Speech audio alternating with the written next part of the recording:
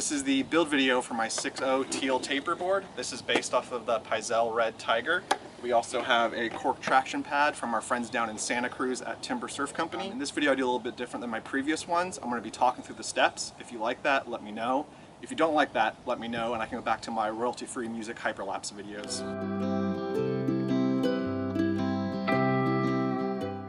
A couple of months ago, I went down to San Diego for Camp Shred to demo a bunch of boards, and one of the most popular ones was the Red Tiger by Pyzel, and this is John Florence's favorite board right now. So that's what I'm basing this board off of. And you can see here, I like to use Shape 3D to model my boards. It lets you go through, design all the outlines, bottom contours, rocker. There's lots of other BoardCADs out there, but this is what I use. So then once the board is done in design, I send it to my CNC house, and they cut it on their magical surfboard CNC.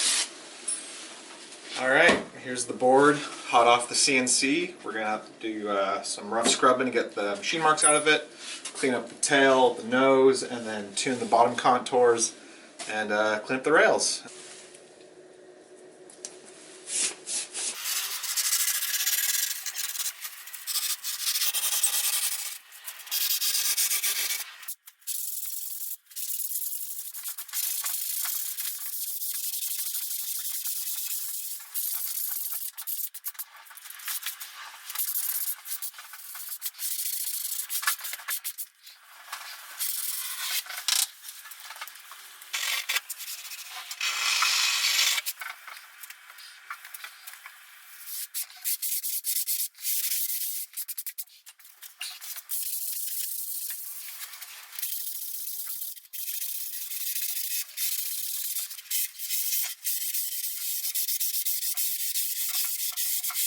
Okay, we got the board shaped, and now next step is to mark the fin boxes. To do this, I'll use a tape measure to set where my back fin is, and then to get the other fin locations, I'll use what's known as a shaper square, and this helps you get the fin alignment position where you want it, and then also the toe-in. So let's go.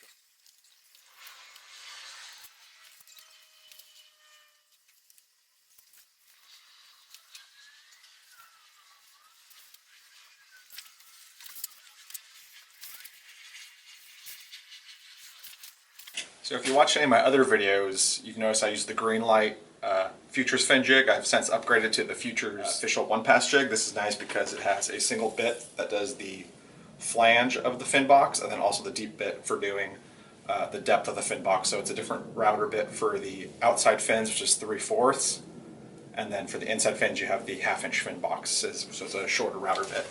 So yeah, here we go.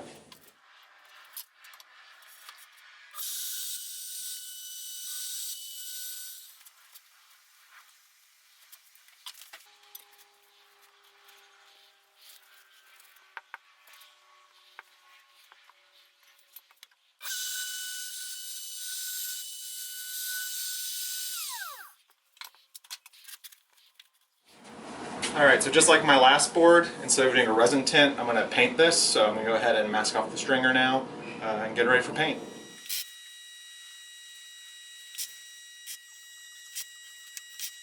Okay, after testing these two paints out, I decided I'm going to use the lighter one for the board, the lighter one for the board, and then use the darker, more turquoise one to do the rails. So I'm going to spray the light one first, then I'm going to go and mask the rails off, and spray the darker one. Here we go.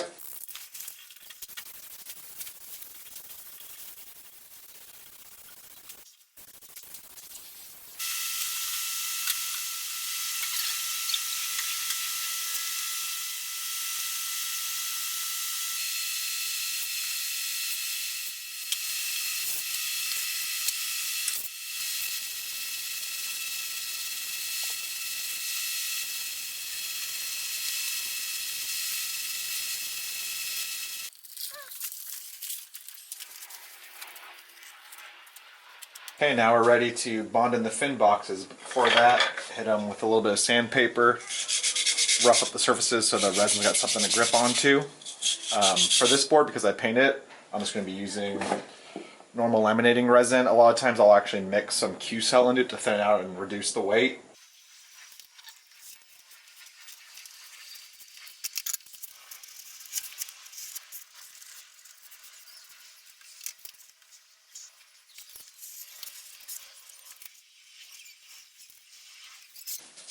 Okay, the board is colored. fin boxes are installed and it's ready to glass, so I'll mask it off. It's painted, so you don't have to do cut laps, you can just do free laps, but I'm used to doing cut laps. For my logos, laminates, I got the special edition ones here to match our bus, and I print these on rice paper using my normal home printer and then just laminate it in under the glass. I'm going to be glassing this in 6-ounce cloth, so a little bit heavier than your normal high-performance shortboard, but you know, I'm not throwing airs, and this is going to be a new daily driver for me, so I like to make them a little bit tougher. It also helps with traveling. And then for cutting glass, I like these cheap electric scissors. I had nice shears that I used to use, and this is actually just a lot faster and cleaner cut lines. So.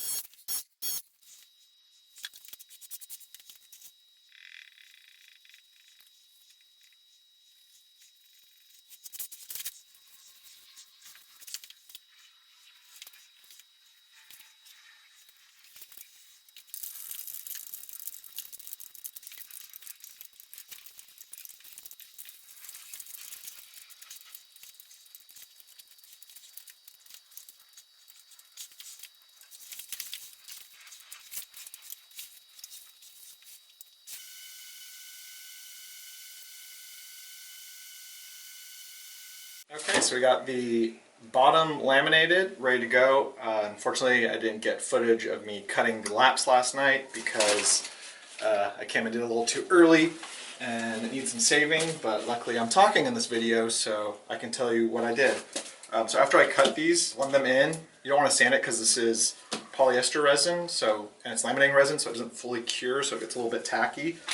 So it actually like sort of tuck the lap joints in. I use one of these foam rollers. This works great at rolling those down while they're still haven't fully cured. And then on the nose and tail areas where there's some overlap, sand those down. But again, you want to use a pretty coarse grit. I used 120.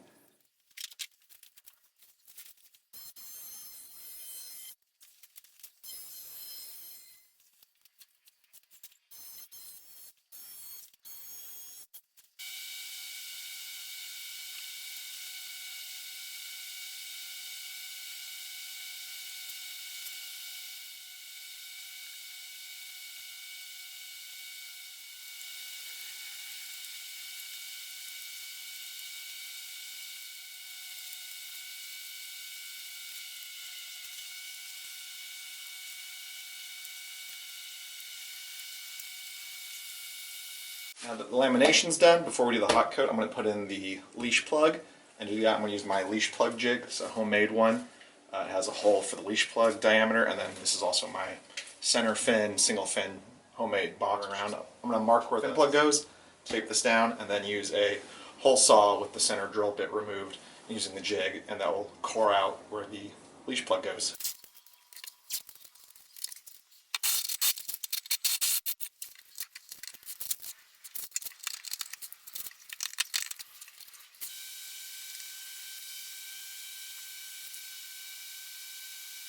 Got the board all ready to do the hot coat. Some people call this the sanding coat if they're using epoxy because you don't get it hotter, but I'm using polyester, so this is the hot coat.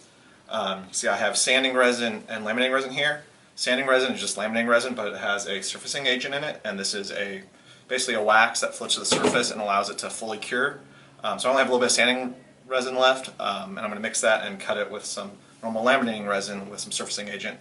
And one more thing you might see in my other videos, taking your acid wash brush and using the back side of your masking tape, and you might not be able to see that, but gets all the little loose hairs out so you won't have as many hairs, or hopefully any hairs, to pick out of your hot coat before it fully kicks.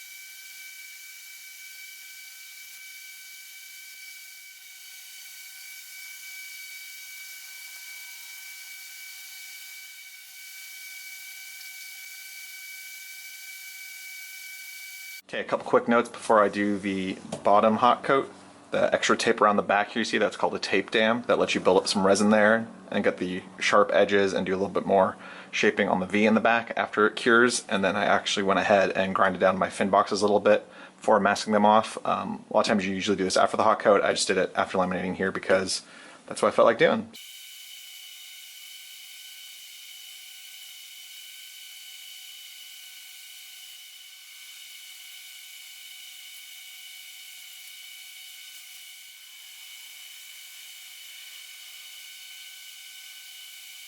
Coat is done. Next is to sand. I usually start my sanding at 220 just so I don't burn through.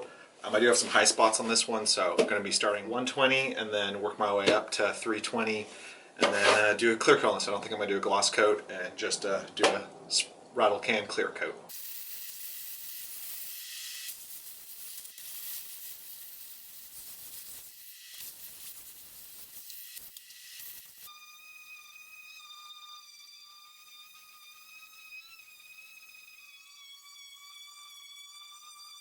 I got the whole board sanded up to 320, wiped it clean with IPA, so removed all the dust, strung it up from the roof of my little shack here. And we're going to do the clear coat. I like to use this 2X acrylic coat. I prefer the satin. It's down, do 2 coats, and then do some polishing and wet sanding.